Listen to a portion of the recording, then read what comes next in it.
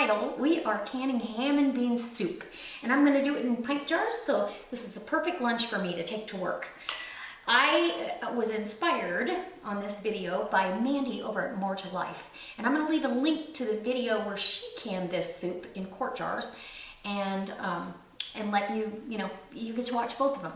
Anyways, basically it's a raw pack. The beans are dry. I've got northern white beans. I've got a ham steak that I cubed, raw carrots, onions, and then I didn't have any raw celery or fresh celery, so I refreshed or rehydrated overnight in the jar my dehydrated celery.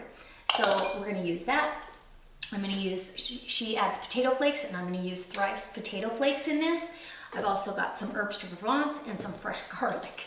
Doesn't that sound wonderful? So the measurements are a little bit different because she did it in quart jars. I'm doing pints, and I may want the ratio a little bit different, but let's get started. Everything's going in cold. The canner is going to be at like a tepid room temperature almost, so the jars don't get any thermal shock. I'm going to get the hot water over my lids, and I am using the SureTight lids. I haven't had any more problems with them whatsoever. In fact, I really, really like them. So come on in, let's get started. And don't forget, if you're shopping for any links, check them out down below. All right, now we're ready. We're gonna go ahead with our beans first. I'm gonna add a 1/4 cup of beans. Actually, just about a teaspoon more than that. 1/4 cup plus, or a heaping 1/4 cup. Let's do that in each jar. And I believe we're gonna get 6 pints out of this canning session, which is perfect for small batch canning. I don't have to do a big giant batch because I wanna make sure I like this soup before I am committed to a big batch of it to eat all winter. So let's do small batch canning. Okay, about a teaspoon in each jar more, and we're good on the beans. Yum. Okay, and then I need my measuring cup. We need about a 1/4 cup of celery, because I love celery, to each one.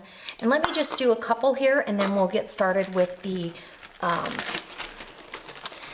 I'll just do these two, and you'll get how we're gonna do this, so the video doesn't have to be too long. 1/4 cup of carrots, little shy of a 1/4 cup, but these are sweet onions, so a little bit shy. 1/4 cup an onion, and there we go. And then carrots, and now the ham and the garlic. Okay, ham, we're gonna use a 1/4 cup of ham. And, ooh, it's gonna be so good. Okay, now let's get our garlic in. About a teaspoon of garlic per jar. And then we also want a tablespoon of the potato flakes, and I'm gonna level that, per jar. And then a 1/2 teaspoon, or actually, I'm gonna do a 1/4 teaspoon. Some herbs and spices get a little bit stronger. A heaping 1/4 teaspoon of herbs de Provence, and that's my addition because I really, really like herbs de Provence in my canning. So now we're gonna go ahead with, so I have my ham broth, and I've let it cool. I heated it up, got everything all dissolved, and then let it cool down so it's not shocking the jar either. And this is going to be fantastic. I cannot wait for lunch. Okay, go ahead and debubble, make sure. And you want it fairly soupy because those beans are going to grab a lot of that liquid. They're going to absorb that. And yes. Okay, let's get another ladle in this one. And here we go. I can't wait.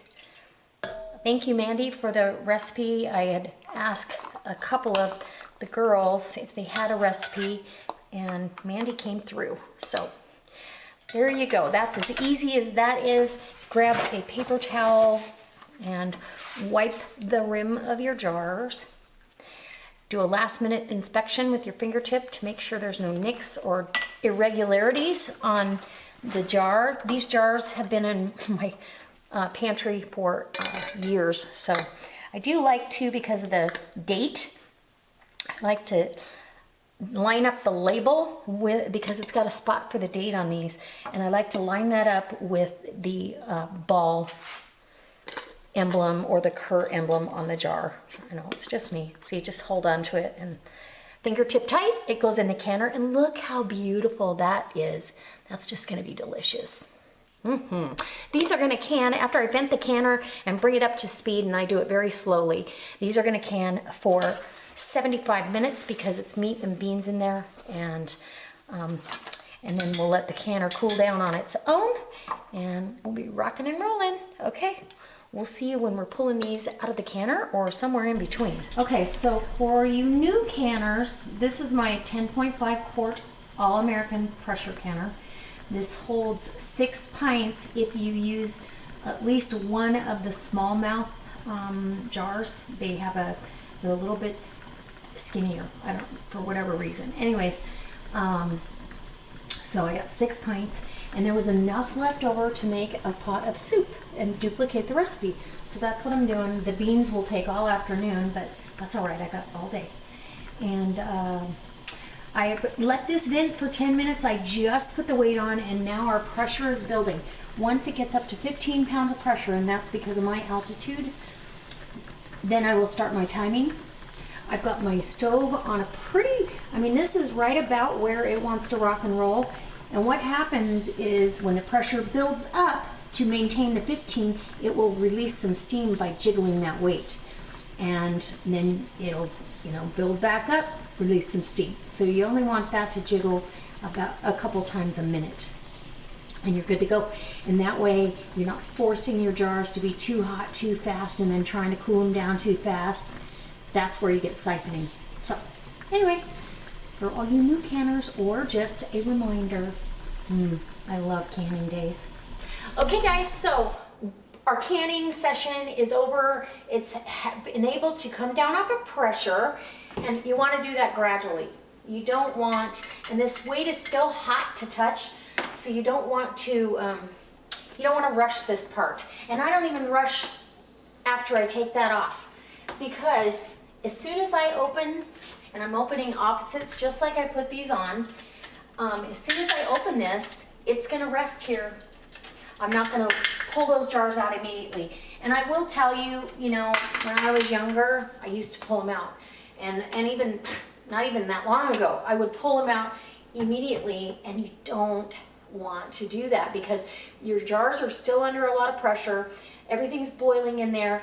If you cool that down by pulling the jars out and hitting this temperature from that hot temperature in the canner, because it's still, it's 200 some degrees in there. So what I do is I take my lid and I prop it so steam can escape, and I'll be back here in at least 10 minutes, 10 to 15 minutes. That way it lets some of the steam go, let those jars calm down a bit, and then you have less loss of liquid in your canner and out of your jars, and your headspace stays normal because everything is expanded in there. So the last thing you want to do is cool it down too fast, because it will spew everything out of the jar. So anyways, and my pot of soup here is almost done. It's going to be just in time for dinner, so this was a great day, and I'll be back. Okay guys, so I'm ready. It's been about 15, maybe closer to 20 minutes to, and I put vinegar in here, but obviously not enough vinegar because I can see my lids are cloudy, but they really wash up nice. You just use vinegar and some dish soap on your sponge, and they come clean. So let's get this first jar out of here. And woo, this is beautiful. I am super happy with this. Look at how gorgeous that soup looks. Nice and thick. You can see the starch down there at the bottom. This is going to be a nice hearty soup. And it's beautiful with the layers of veggies and the beans and the ham. So this is going on the pantry shelf. I will leave these out tonight and let them just rest overnight. And make sure when you're pulling your jars out, you're not tipping them, because this still could push liquid and food up under your lid and cause it not to seal. But right now, and this has been my experience with beans, my headspace is perfect right now, but as this settles down, it's gonna drop a little bit. So just know that that's the nature of doing beans. They continue to absorb this, the liquid. So don't tip, bring it out, bring it over here. Guys, I hope this inspires you to try your hand at home canning and try some new recipes. You just want to make sure that you follow the guidelines for the item that's in here that takes the most amount of time. And meat and beans are the same, so the vegetables are perfect. All right, we'll see you next time for another delicious recipe and our canning session. And if you like these, give me a thumbs up. Let me know in the comments section if you've ever done ham and bean soup or if you plan to in the future. All right, guys, don't forget, check those links below. It helps our channel out immensely when you support us. Bye.